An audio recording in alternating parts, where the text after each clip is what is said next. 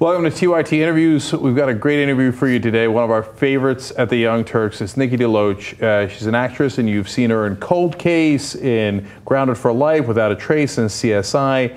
But the fourth season of Awkward on MTV premiered last Tuesday at 10 p.m., That's right, yeah. And that's a lot of seasons. And she plays Lacey Hamilton there, which is funny because, you know, I know you through the Young Turks because you've been in so many of our shows, which I love, what I found out for the first time that you play the mom in that series, and I was like, I thought you were like, you know, the high schooler or whatever. I'm like, the mom? What? No. No, I swear to you. High school, please. I thought like, yeah, MTV, that makes sense. She's like young, attractive, da da da. No, what makes more sense is it's MTV. Oh, of course she would play the mom. I guess. I don't know. I hadn't thought of it that way. Okay. So I want to talk about your career, where you came from. It's super interesting. But first, I'm actually curious about the show, right? Okay. So what is the show? It's about a girl in high school and you're her mom and those main character? Yeah. I like to say that it's kind of a mixture of like a freaks and geeks in my so-called life. It will make you laugh in one line and then cry in the next, which I think is why it's done so well, especially with, you know, high schoolers, teenagers, girls in college, is because, you know, when you're going through that, when you're in high school and you're college, you want to cry as much as you want to laugh. And it's essentially it's a coming of age story about a girl in high school who essentially gets launched into popularity and in a very unpopular way. Everybody thinks that she tried to commit suicide, and so all of a sudden she becomes that girl, that stigma. So she has to try and, you know, wash that stigma away, and after she's just been launched into this like world of popularity, and she's also like, you know, now sleeping with the popular guy in school, and she's his secret and all of this stuff. And I play her very young. I had her in high school, inappropriate, overbearing, narcissistic, but very well-intentioned mother. Okay, so and if you're, and now you're a mom, so in the real world, if your daughter is having sex with the most popular guy in school, are you like upset about that? Are you happy about that? Because I got a daughter too, and I don't know what the answer to that is. I cannot even think about, thank God I have a son. Right. Like, I mean, I don't know, maybe if I have another kid, it'll be a girl, and I'll have to really, really, really worry about this, but I think it's the same thought process even for a boy. I don't know, is it easier if you're thinking about your son? Let's keep it real. Like, I have a 3-year-old son and a 1-year-old daughter, basically, right? So, if you ask me if he's having sex with the most popular girl in high school. Yeah, there's a part of you that's like, bro, come on. Totally. Yeah. I'm going around a Jesus and chair like, high five, right? But like, if you tell me my daughter's having sex, first of all, you could end the sentence right there, right? And I'm like losing it. Yeah. But with the most popular guy in school, but I then think like, wait, is he a cheeseball? Do I hate him? How much do I want to punch him in the face?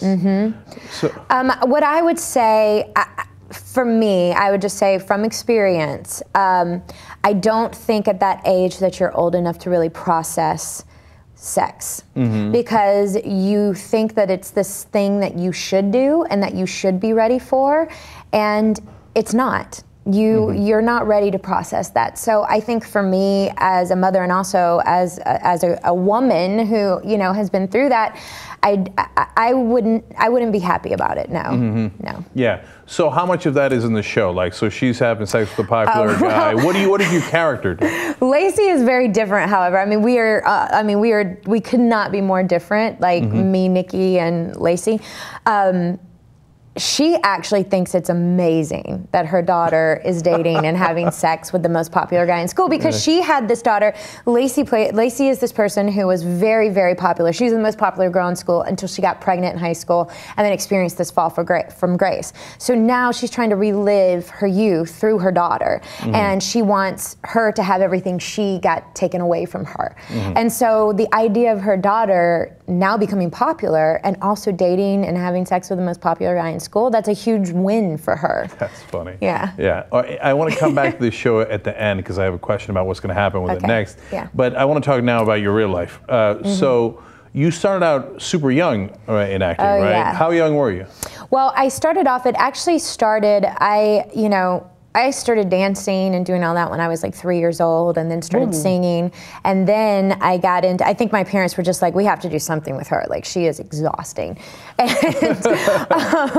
And it just progressed into this, like, you know, dance competitions, and then from that I had somebody say, well, oh, you know, your daughter should do pageants, and then I did pageants, and then pageants turned into performing, entertaining at pageants at a very young age, where I would do only pageants with like talent competitions. That's the only thing I was interested in personally. And so I would say, you know, Mom and Dad, like you want me to do these things, like I want to do what I want to do in them, which is I want to do the singing and dancing. I want to perform. And that led to me winning these pageants that essentially had talent scouts, which took me to New York at a very young age, and LA at a very young age, where I then did commercials. I did a lot of modeling, you know, kids movies. I was really young. I think I did my first like acting thing at like 8. Okay, so that leads to about at least 12 questions. Okay, so first of all, when you're doing the talent stuff, what are you doing? Are you singing? I'm singing and dancing. Singing and dancing, yeah. Okay. And how old are you when you insist that you need to be singing and dancing? I'm pretty young. I'm like, well, put it this way. I did my first performance at 4 years old at the local high school in front of like 1,000 kids at a pep rally. Wow. And wow. So I was 4 years old. Yeah, I do. I think I've thought a lot about it, because at one point in my life, you know, you grow up in this business, and my journey in this industry has been, there's been so many ups and so many downs, and I celebrate the downs as much as I do the ups, because the downs are what have really made me the person that I am, and I don't know who I would be if it was just, you know what I mean? Smooth sailing all the way through. Does anybody have that? If they do. Yeah, they do. Justin Timberlake has that. Well, I guess so. Not smooth sailing, but he's always kind of been, you know, one victory out of you know, he went from doing Mickey Mouse Club to NSYN to being Justin Timberlake. So you know Justin Timberlake, right? So you guys did Mickey Mouse Club together? Yeah. Okay. So I'm going to jump around here a little bit, because so I would imagine someone who's had nothing but victories like Timberlake, you're right, he's a very rare case that that's the case, might be totally unbearable. It reminds me of Mitt Romney a little bit, where everything was a silver spoon to like, you know, just, and then he becomes this guy who can't relate to people, like, oh, if you want to get an education or start your own business, why don't you just have your parents pay for it? Hey, Dick, we don't all have that kind of parents with that kind of money. Hey, Mitt. Right. So that's the more polite way to go. Yeah. So is Justin unbearable, or is he as good a guy as he appears, you know, when you see him? Yeah, he has a good group of people around him. The way that he is actually, you know, structured himself, his company essentially, is that, you know, it's friends and family who are around him. So he's been very smart about that, and having those friends and family that you've grown up with working around you, it definitely keeps you grounded and sane. So he's had a very different journey than, say, like other kids who have grown up. And what I was going to say before is I've had those moments like in my lows where I really thought, like, did I do this for validation? Am I doing this for the right reasons? Like, because I grew up in it, and I just said, oh, well, this is just what I'm supposed to do because I've been doing it. There was a point in my life where I sat down and really, really sought that out, and I went to community college for 2 years. This was like after, you know, being in a music group and being on TV for years and all of this. I went to community college for a couple of years and really found my footing and figured it out. And I figured out that since the day I was born, I have been a storyteller. And it's not just about I was born for acting. I was born to tell stories. And that bleeds over into every part of my life. I love to hear someone's story. I think it's what connects us and what makes us human. And the more that you can relate to somebody else and you hear their story, all of a sudden you move away from judging them, and you all of a sudden become, oh, well, I can feel empathy or compassion. And that, to me, brings us closer together on a humanitarian level. So, Nikki, that's why we love you at TYT, okay? Because we're storytellers here. That's why I love you guys so much, because everything that you do, you tell stories. And it's funny, because I had the same self-doubts, et cetera. Like, is this a legitimate thing? Like, I'm supposed to just read the newspaper and then they'll tell people about what I learned. I'm like, is that a real job? Is that? Can I really do this? Yeah, and so, And it's funny because I was in Scotland and I saw this old castle, and they had like a description of all different jobs at the castle. Yeah. And there's only like, I don't know, 8, 10 jobs at most in a castle. Like, okay, Yeah. and the soldiers are, there's a lot of them, right? Yeah. But it's one job. Yeah. And one of the primary jobs was storyteller. Literally, Yeah. right? Because people need storytellers. You know, when you're around the campfire, etc. And the funny thing is, like, as soon as I saw that, I was like, "Oh, okay, this has been around for a while. Yeah. Like this is a real thing." Well, and it was the only way to pass along knowledge, or you know, to tell any morals to the story, or whatever Native American tribe sat around the campfire and they told stories about where they came from. And you know, for me, I love that. I love everything about that. Right, that's great. So now, of course, everybody, once you're in the pageant business, right, everybody always asks, so is it like Toddlers and Tiaras?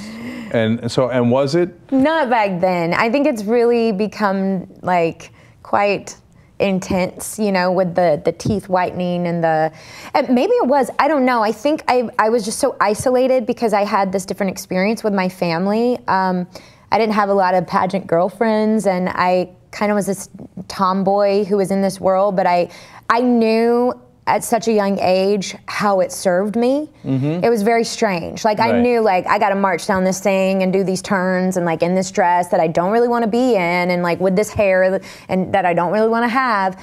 I'd really rather be like, you know, playing in the forest somewhere.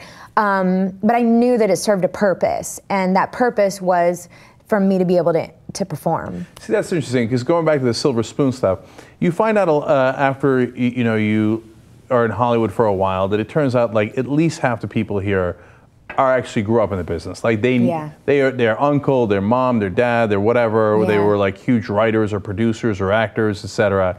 But you're from the sticks in Georgia. I mean, I've never even heard of this town.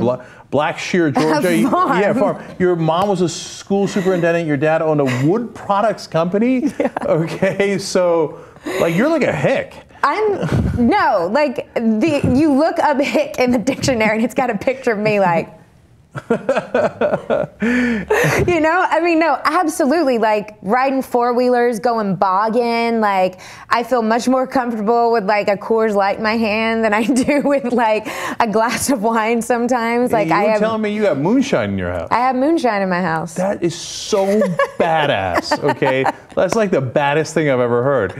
Okay. Yeah. So this was organic. I mean, this is something you wanted to do. You were a bright little kid, and you knew that this served a purpose. Yeah. And you had a mission. And I had a mission. Yeah. And so you came out of nowhere, out of Georgia, and went on this path. So it's an amazing story. So now, when you get to modeling, okay, then I get worried, right? Because then you hear like really bad stories out of modeling. Never really experienced that either. You know, yet again, it was just part of the journey. Like I just knew again, well, this is just the next step, you know, getting me closer to doing what I really want to do, and it'll serve me in some way. And it has, because believe me, when you get on the red carpet or you do things like that, it's not the most comfortable. And also part of being an actor is promoting yourself. So doing photo shoots and things like that. And I'm so glad that I had that little bit of experience whenever I was younger, because I understand what it means to get in front of a camera, and I don't want to ever be myself in front of it. Like I kind of have to transform into this person. And when you put the clothes on and all of that, like it really helps. I understand that you're just like, you're becoming something in front of the camera. That's interesting. Yeah. I'm the opposite. I like being myself in front of camber. No, so, but it's all different. And that's why I'm actually a bad actor.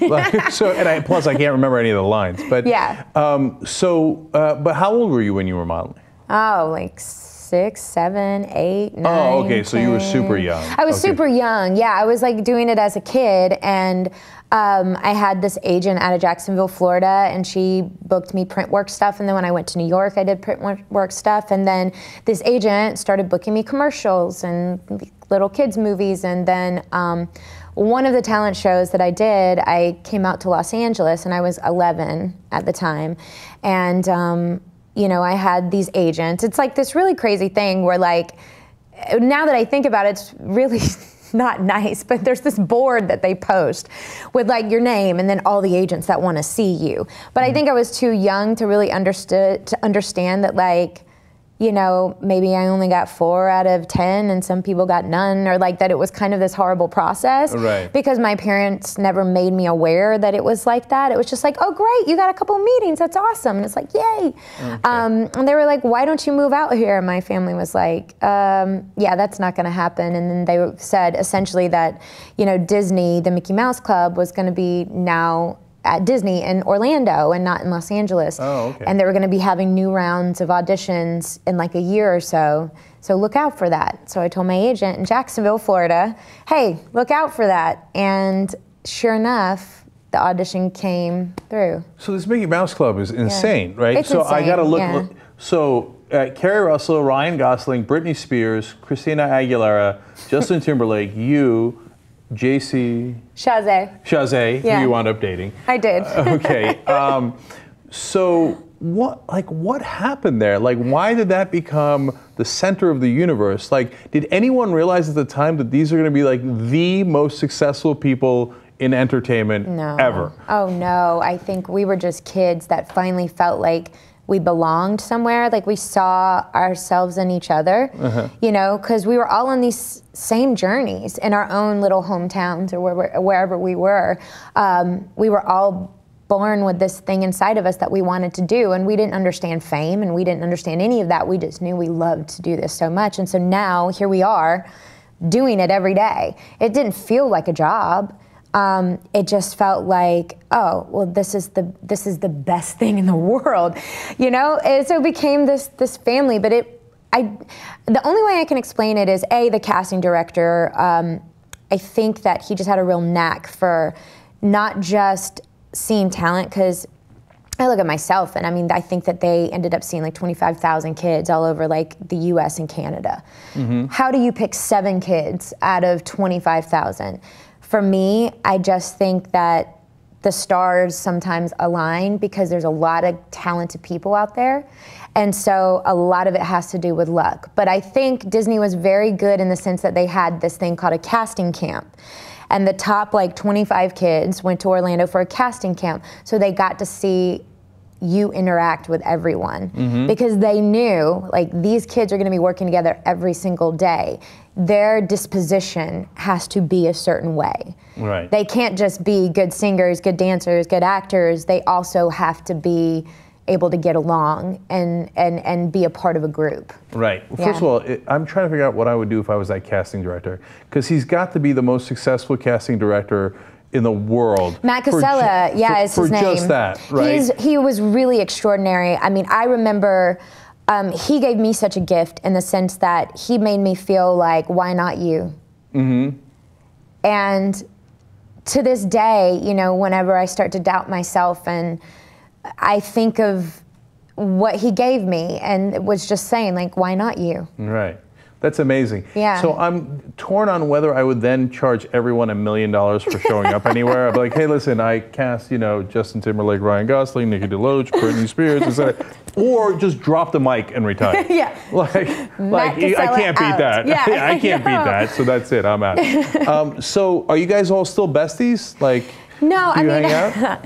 I run into Ryan every once in a while, and he's like still just the nicest person in the world. My husband ran into him like at the Apple Pan or restaurant or whatever. And was like, hey, Ryan, I just wanted to, I'm Nikki's husband. And he was like, oh yeah, hey. Ryan was like, he's so nice. And I'm like, I know. Like, he is the most unassuming, wonderful person. You know, the rest of us have kind of like not necessarily kept in touch. I see JC because he works, you know, he did a show with MTV and I work on MTV, so like our paths cross. But Justin's really the only one that I've, you know, maintained. But he was always my best friend from the show. So. So if I ever run into any of them, I'm gonna be like, oh, not a big deal. I'm friends with Nikki, so let's just hang out for a couple of hours. Okay. So okay, now let's keep it real. When you guys grew up, how many of you hooked up with one another? Only one for me. And officially, now unofficially. Only one for me.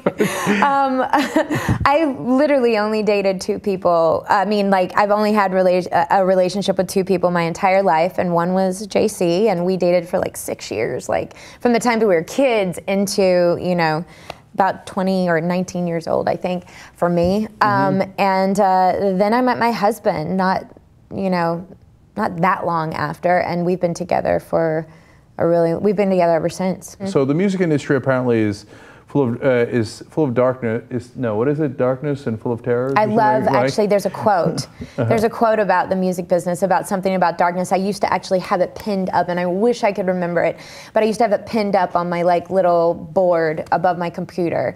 I remember mine. So I'm referring, of course, Game of Thrones, that it's dark and full of terrors. Well, it is. I mean, it's very, I mean, I think that I loved music. It was always a part of my life, and I don't regret taking that leap off the mountain and you know, without the net and seeing what I find down below.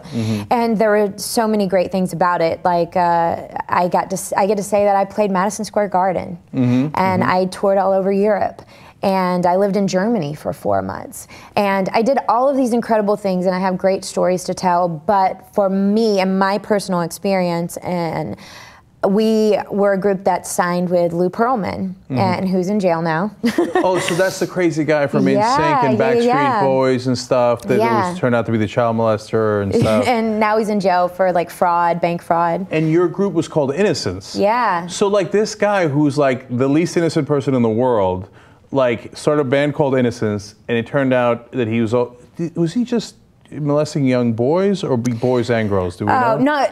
I know not girls, and you know, like that is something that, like, for me, I don't know, you know what I mean? Like, in terms of, like, I don't know what that journey was for him, and I mean, I've definitely heard the rumors and the murmurs and everything, and especially when you're in the world, you know, people were talking about it, but I've never had that conversation with someone where they've said, this has happened to me. That's interesting. Yeah. So let's talk about that for a second. So this was not news to the people in the music industry when he got busted. Oh, no. Actually, there was a lot of people that were trying to bust him for what he was doing to his music groups. You know, the triple dipping and double dipping and so what is that for the people who don't know? Essentially, he would become your manager, and he would also become your record company via, like, he would sign you to an RCA or a BMG, but you would have to go through him, but he would also take a percentage as a manager, and then he would also make himself the 6th person of your band or the 5th person of your band, so that he got a 6th of everything that you did, on top of being a manager, on top of being the record company. And so there was a lot of people that were in the music business that were trying to essentially go to the courts and bust him for illegal practices, and also not paying his groups what they should have made. Like, my husband's group made a lot of money, and they never saw a dime. Well, is that right? Yeah. Yeah, so like that kind of stuff was happening, but you couldn't take it to the court systems in Florida. It wasn't until he defrauded the banks that people started to. Of course. The cardinal rule number 1 is that never rob from the rich. Because, by the way, that's Bernie Madoff, by the way. That's and Lou's Ponzi scheme that he had with the banks and insurance was the biggest Ponzi scheme, I think, in the history of the U.S. until Bernie Madoff came along. Right. Robbing from the rich is a terrible mistake, because they will bust you. If you rob from the middle class, the poor, young kids, have at it, I mean, like, these people could not get a judge to listen to them. They could not get anyone to listen to them, and so, you know, it was kind of sad, but he ended up, you know, so finally got justice. Yeah. But so were there murmurs of him doing the other stuff too, though? And was it like, were people thinking like, well, okay, like maybe it's just gossip, but all these bands are so successful that we got to work with them? I think it was, you know, a lot of people that went into this, some had experience, like myself and Justin and JC. He was also in Mickey Mouse Club. So some of us were coming into this with experience in the entertainment industry, and then other people had really no experience whatsoever. Kind of like how I was plucked out of, like, you know, the woods. So were a lot of people. So you were very you were very unaware of what was happening, and none of us really had experience in the music business at all. But also, he was so good at what he did. He was a very, very bright man. And I don't know how he went to sleep every night keeping all of his stories straight. I mean, American Greed did this whole like hour-long special on him that I watched and went, holy cow. I never knew that the actual record company that I was supposedly signed to, Transcontinental Records, never existed. Like essentially Transcontinental Airlines, which that was supposed to be his airlines, it never existed. It was one plane that he would like rent every it was, the whole thing was kind of this facade that he had built. I mean, it's crazy how he was able to do that and keep all of his stories straight. And then at one point in time, after it was all unraveling, and then NSYNC kind of moved from RCA to Jive Records, and Lou started losing his bands, and people started really picking up on what he was doing. I mean, NSYNC worked for years, and they were huge. I mean, chart toppers and making nothing. Not a dime. Nothing. Yeah. And so then you're thinking, wait a second, I'm selling millions and millions and millions and selling out all of these, you know, these venues, and how are we not seeing money? So then they start picking up on it. So then at that point in time, we're really just getting the ball rolling with our group, and we just kind of got lost in everything, the whole thing just crumbling down. I got you. So now, personal crimes are one thing, but when it comes to the financial crimes that he did with you guys and not giving you the money, etc., how is that the exception or the rule in the music industry? I think that's pretty. I mean, like, if you think back to Motown and how the music business has been structured for such a long time, I think that was probably the rule for a while. Why is that industry so shady? Because there's no union for the artist. I mean, there's no, like, for me as an actor, we have SAG, and so they can only work me a certain amount of hours, and they have to pay me residuals, and there is accountability, you know? And that doesn't exist for artists in the music industry. So did anything else bad happen to you in that industry other than, you know, the not getting paid and all that stuff? No, and for our group, it was really like we had not sold the records and done that to like not get paid. Like that was mostly happening for all the other groups. We kind of, as we were rising up, everything was crumbling, so we got lost in the mix. So, you know, I'm sure he was just, whatever money we did make was kind of, you know, he recouped that for money he had paid out. You know, so for us, we didn't experience like him stealing money from us. That was from other people. But for me, the dark journey was, you know, I was kind of this very sheltered person. Not sheltered, like I'd been on sets and been exposed to a lot, but also isolated in the sense that I was with my Nana most of the time, and it was just like the two of us. And all of a sudden, this is like my college. You know? So, you know, and when you're on tour, you're out at night and you're playing during the day, and you just get lost in that world of like partying, and before you know it, you're also, for me, it was that also mixed in with just being very disillusioned that somebody could do that to other people. So, you know? How did you escape the trap of all the other child stars? Like, it seems like at least 85% of child stars wind up being a train wreck. Yeah. Right? But you started at a super early age. You've got the pageants, you got the music, you got the modeling, you've got the acting, and yet you come out psychologically sound. Like, well, what went... well, that's yet to be determined. Right. What went right? Like, what goes wrong with those other folks, and why didn't that happen to you? I think failure was a big part of that, because it really humbled me. And it forced me to really examine what was important. And this is something that I still have to remind myself now. You know, like Awkward, I get on a show, Awkward, it does so well. It's critically acclaimed, wins People's Choice Award. We're in our 4th season. And I still have to remind myself what is important. And that is being a happy person. And externals don't make you a happy person. you know? Yeah. And so that is an everyday journey for me, because it's so easy to really get yourself wrapped. And when I mean externals, I mean also, you know, the way in which you can attach your identity to something, like even attaching your identity to being a mom or whatever it is. Like, those are definitely things that can bring joy to your life.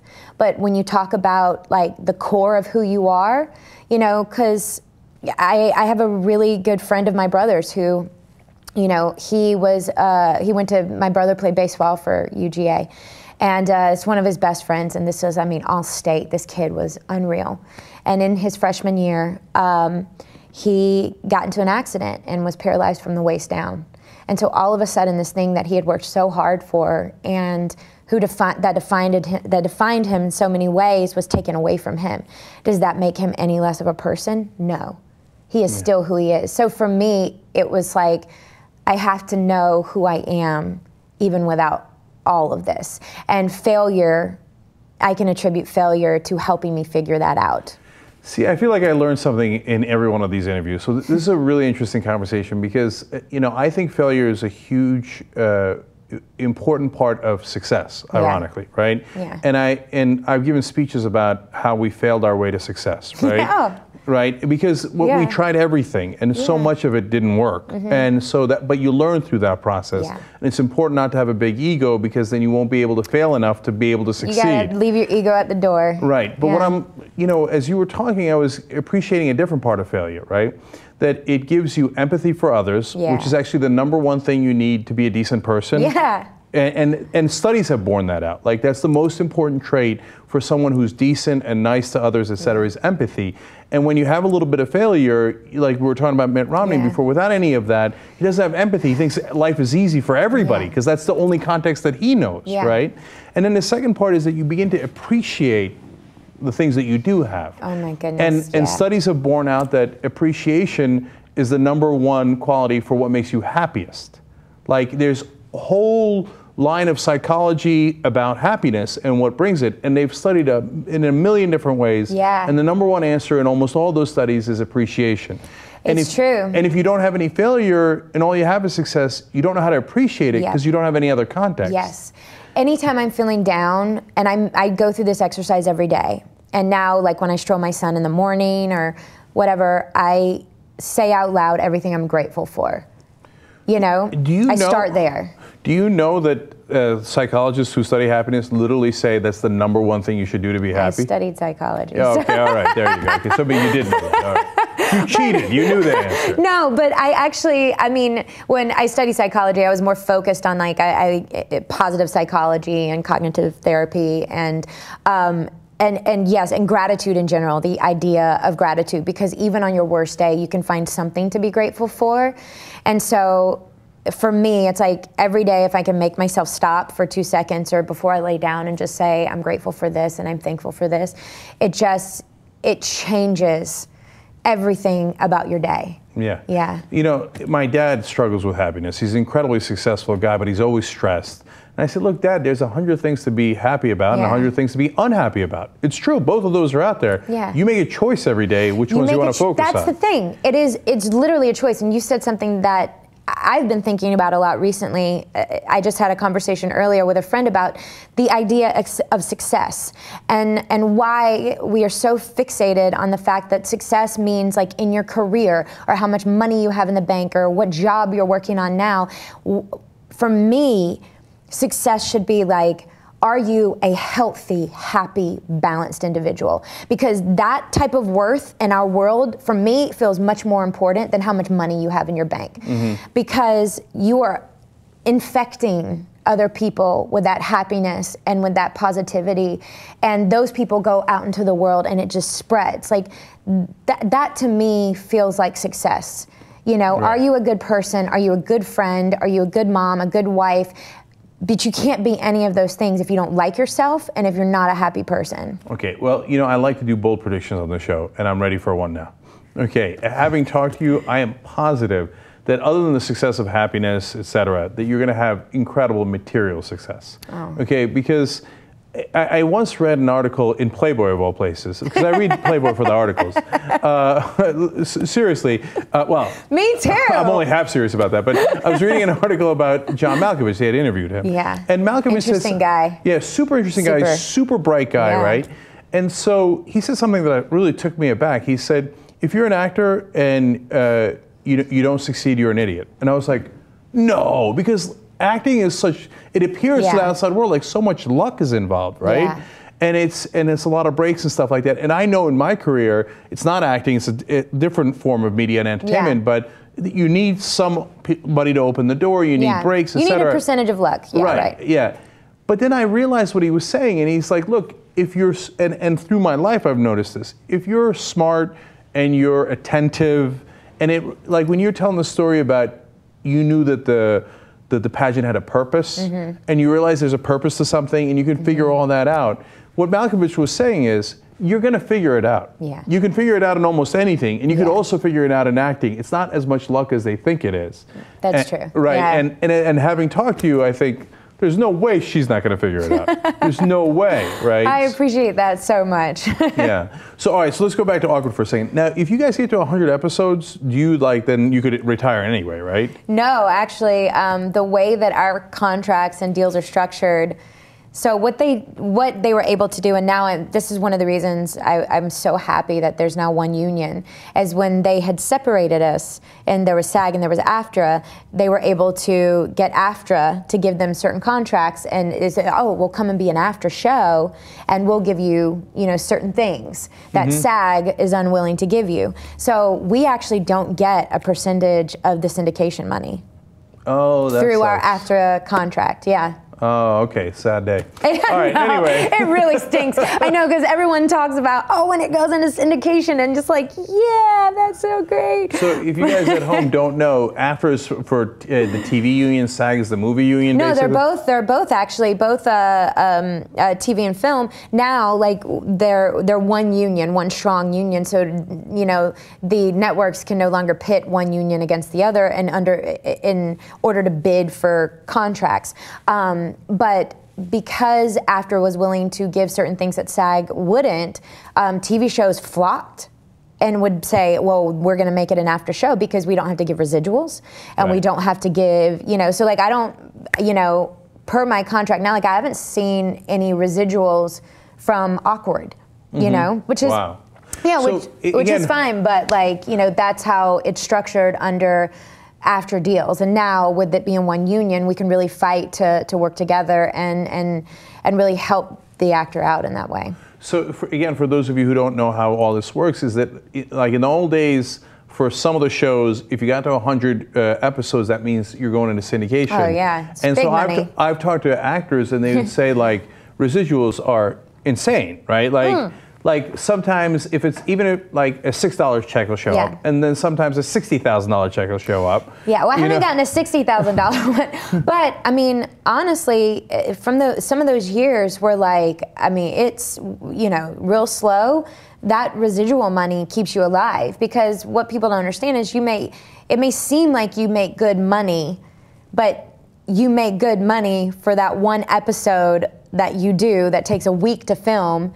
And then you give a percentage to your agent, to your manager, to your lawyer, and then you pay taxes on top of that. So you're really getting, at the end of the day, anywhere between 30 and 40% of your check. Yep. And that has to last you. So residuals are really critical. Right, and for those of you who don't know residuals, it's when your show appears again on TV, they rerun it, and then they say, okay, well, that was your performance, so you should get paid for that. You get a percentage. So they send you a percentage and so every once in a while, like if you're an actor, Christmas could be any day. Like you got to be rushing to the mail every day. Like, it's true. Because you don't know what size check you might get on any given day. So it's kind of fun just for that alone. I know it is, and every time somebody says, "Oh, I saw your rerun of."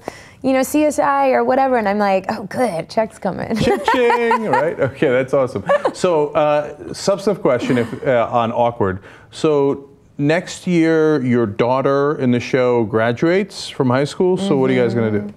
So, I mean, I don't know. That would be, I guess, up to the fans and the network at that point in time. I mean, The show is still, we got great numbers. We aired last week, and then last night we got really good numbers, so the show is still going strong. So do they take her into college? I mean, I don't know. I guess they'd have to decide that, you know, at the time. All right, interesting. We'll hang in there. Do you secretly know and you're not sharing it, or you don't know yet? I don't know. Listen, okay, right. By the way, we're the last people to know. That is a true statement. We are the actors are the last people to know. Have you ever been killed off on a show? Yeah, I was killed off last year on CSI. I actually had this very intense, dramatic, I overdosed on methamphetamines and opposite of Elizabeth Shue while she was questioning me about a murder. And then you died in the middle of the questioning about the murder. I died. I had an overdose, right? I mean, come on. I can't wait to see the rerun of that. I just spoiled it for all you 4 people that might watch it. No, I believe more than 4 people watch CSI. No, that's true. Okay. And then finally, I wanted to come back needlessly to Justin Timberlake and Britney Spears. So they start dating. Was that during the Mickey Mouse Club, or? Yeah, they did. I mean, this is, you know, known. They did. They started dating when they were like Mickey Mouse Club. Right. And I remember growing up, like not growing up. I was already an adult by then. I'm older than you guys. Yeah. But I remember all the things like, no, they're a virgin. Everybody's a virgin, right? So today on The Point, we had a discussion about how fake the entertainment industry is. Yeah. Like somebody had a nip slip, was that planned, etc. So that goes to the overall question is like how, so did everybody was like, they're virgins, that's a good one, they're virgins, right? But we got to do that for marketing. And then does somebody come up to you at some point and be like, okay, we're going to need your nip to slip, and then we're going to pretend it happened by accident? You know, it never ceases to amaze me. And I guess, like, I mean, I don't know if I'm just not a part of that world. I hear stories like that all the time. I mean, all the time.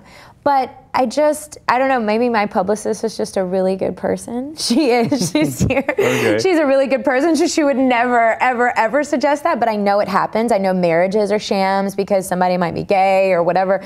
And it's crazy to me. It's crazy to me that you can, like for me in my life, like that's just my job, is to go and play pretend.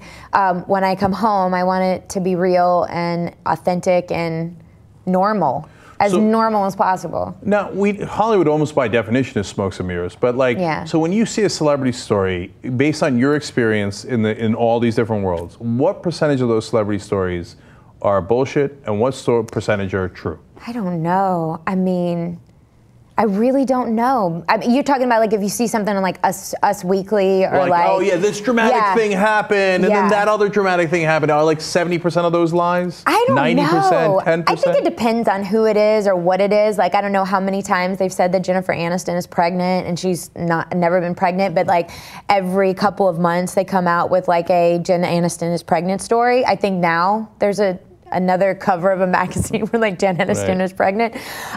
So then you get that where it's like, well, obviously, you know, lies across the board. Having been in the industry though, when you see like Jennifer Aniston's pregnant, you're like, oh, there goes her PR agent again, pretending that she's pregnant and leaking the story. Or like, oh, somebody got out of a car and we saw this or that. I think it's just because, you know, they go after celebrities that they know, but I think it's money. I think that if people love Jennifer Aniston, and if they see her on the cover of a tabloid, they're going to buy it because they love her. Same thing with Sandra Bullock. The same, you know, there's certain celebrities, Kim Kardashian or any Kardashian, but I feel like it all comes down to money, and that drives this entire industry. So, I mean, it's probably very hard not to take it personal, but it's a very impersonal business that they take part in, it's solely based on your personal life. It's this weird thing that happens because they're not thinking about it in terms, they're just wanting to make money. Right. Does that make sense? Of course it does. So it turns out it's all about the money. I didn't see that coming. I mean, come on, right? So, you know, I amused myself while you were saying that, thinking like, you know, our main thing in politics is to get money out of politics. Yeah. Like, you want to do an impossible job, get money out of entertainment. Yeah, no. Well, that would kind of defeat the point. But I know. Right. Then we would just all be doing plays, like local plays. Right. And I've now realized what your Achilles heel is. You're a little too honest. Okay, that's why we love you at the Young Turks, right? Yeah. Like, you need to be shadier. You need to be like, more mysterious. Yeah, or like pretend you're cheating on your husband with someone. You know what? I've kind of had this, like, I've thought about this, like, idea of, like, that's just something, no. But, like, this idea of, you can start it right like, here if you want. Just start that rumor.